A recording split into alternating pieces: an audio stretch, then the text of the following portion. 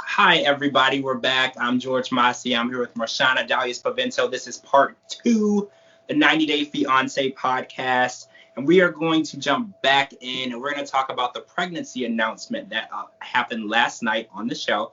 Yara knew when Jovi touched down last week that she was pregnant, but since he was day drinking at the time, or I want to say morning drinking at the time, she felt like it wasn't the best opportunity to say, hey, by the way, drunk guy, I'm pregnant. So she waited until this week, and the reaction that she got kind of shocked everyone watching because he was like, oh, well, I don't believe you. You're a liar. You lie.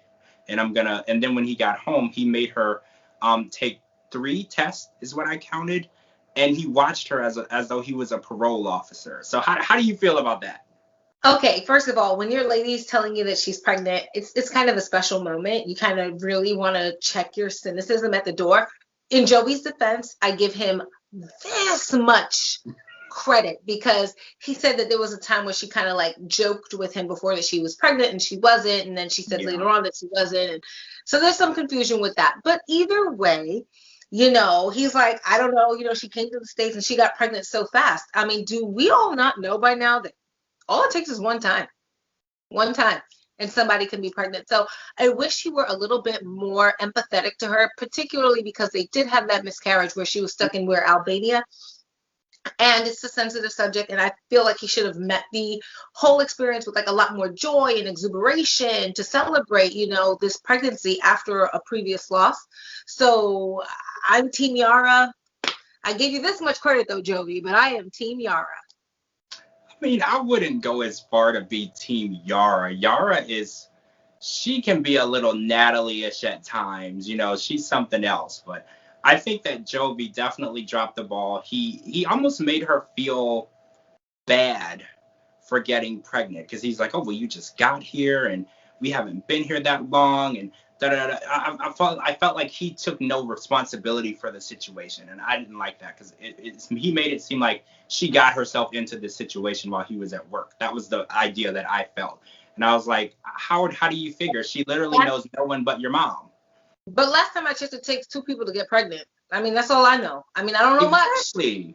But what I heard was it takes 2 people. It takes 2. And on another note, congratulations to Yara for her pregnancy because she didn't get that congratulations from Jovi, so we're going to give it to you here. That's all right. So let's talk about Brandon and Julia. We got to see a different side of Brandon last night.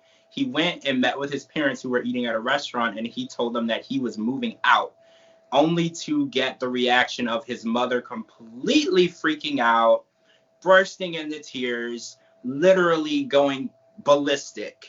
And he said, look, you're being so controlling of my relationship, so controlling of my life, that my fiance is threatening to get on a plane and go back to Russia and never come back. And even with that being said, Betty's like, well, this is your decision. Just tell her what you want, and she has to abide by it. And I thought that was a little barbaric. I mean, listen, we all know that Betty and Ron aren't necessarily based in like logic and reasoning, right? So I have to, though, I just kind of want to be like, Brandon, well played. Yeah. Well played. Because all it took was him saying, you know what, we want to move. We'll move out. We'll get our own place. And for Betty to be like, oh my God, is there anything we can do? Because she's just so fearful of her son growing up and kind of spreading his wings. So it worked. It was well played. And it was his way that he could get what Julia and him really want, which is to be able to stay in the same room. They'll be able to live in that house, save money, so that way when they do go out onto their own, they'll be able to get something better. Well played, because we should have seen from before that this would have been Betty's response to them possibly moving out. It was pretty predictable.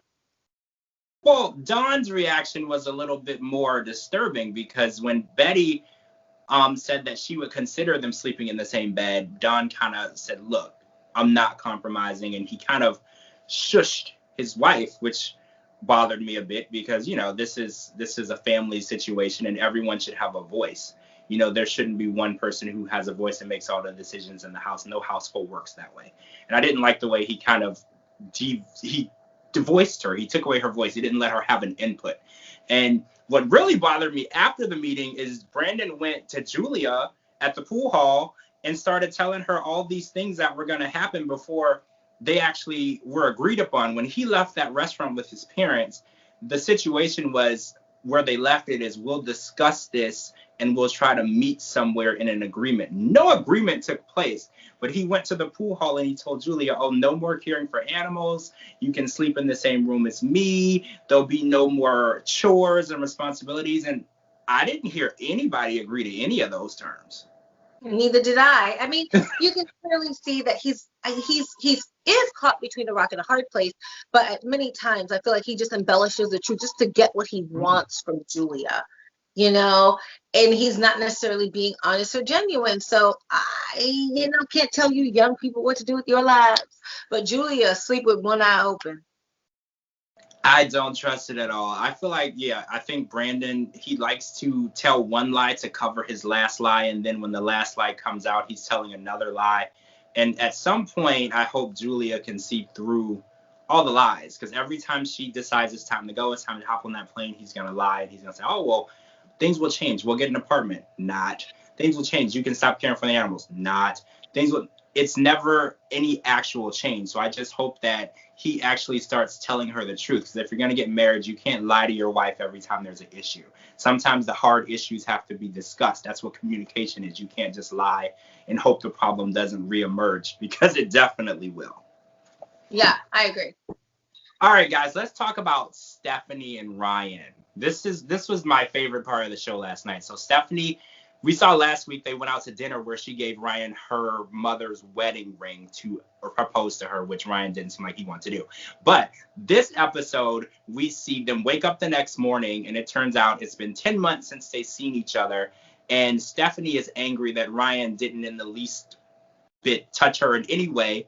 And she feels, if you haven't seen someone in 10 months and you're faithful to this person, there's no way that you would both go and lay in the same bed and sleep and nothing would take place. I actually agree with her. I feel that Ryan has other women, but Stephanie knows Ryan has other women because the first thing she did when she got there was to check his phone. So she's fully aware of the situation and what's going on. And it didn't seem like she was bothered by that fact. The question that she asked that brought me to that conclusion was, she said, how many women have you been with since you've seen me last? She didn't say how many times have you cheated on me. She said, how many women have you been with, as though she knew about it and just wanted to get an idea of the number. It was humiliating to watch Stephanie pretty much solicit, damn near beg for Ryan to sleep with her. I'm humiliated by proxy. On her behalf, I am humiliated. Number two, Ryan doesn't care. Ryan clearly has been with other people, and I don't blame him, because let's not forget, Stephanie slept with his cousin, which she put on the whole song and dance, dog and pony show of crocodile tears to be like, oh, but there were no actual tears. Did y'all notice at home there were no actual tears? So I don't understand it, and I can hear my son crying. I don't understand it, but they don't want to be with each other. Stephanie wants someone that she can control. She don't really want to be with him. She just wants to control him. And Ryan's looking for a way out of bullies. That's it. I agree. You could tell on Ryan's face when she told him, well, first of all, I called this. I knew he already knew that she slept with his cousin. So when she told him that, there was no emotional reaction, no reaction at all. And he's just like, I don't care. Because he said in the last week's episode, he's like, I'm in too deep to give up now because I want to get to America. So this little situation is not going to derail his plan. You can see that he has an agenda. He's working towards something, and he's not going to let his cousin or anyone else stand in the way of what he wants to do. But you can see the look on his face when she's crying, well, supposedly crying and saying, well, this only happened because you don't pay enough attention to me. And this only happened because... It's so toxic. Exactly. She wanted to make him feel that she cheated on him with his cousin because of his actions. That's a very manipulative move. And on that note, I really hope Stephanie can figure out a way to have a healthy relationship, because at her age, never being in a serious relationship, she doesn't know what a healthy relationship looks like. She only has been in controlling, manipulative relationships, maybe even friendships. I don't know what else she's done. But in her mind, she has to be in control. And in some relationships that works. But for Ryan, it's not going to work. And Ryan is clearly not the guy for her. He has an agenda. So Stephanie, I just hope that you don't waste any more money. You don't spend another $10K on watches. Find a guy that is interested in you, who's going to give you the time of day, who you don't need to check his phone. If you need to check the phone, the relationship is already failing. Done deal. Done deal. All right, guys. That's it. That was last night's episode. I can't wait. I want to say next week's episode, but it is not next week's episode. It is the week after because of the Super Bowl. I'll put our Twitters and Instagrams at the bottom. Tweet us. We'll live tweet the show next. I keep wanting to say next week. The week after next. Thank you so much for joining us, guys. This was 90 Day Fiancé Podcast, episode 9. We'll see you guys back here in 2 weeks for episode 10's recap. I'm George Mossey. This is Marshana Dahlia Spavento. Thank you guys so much for joining us.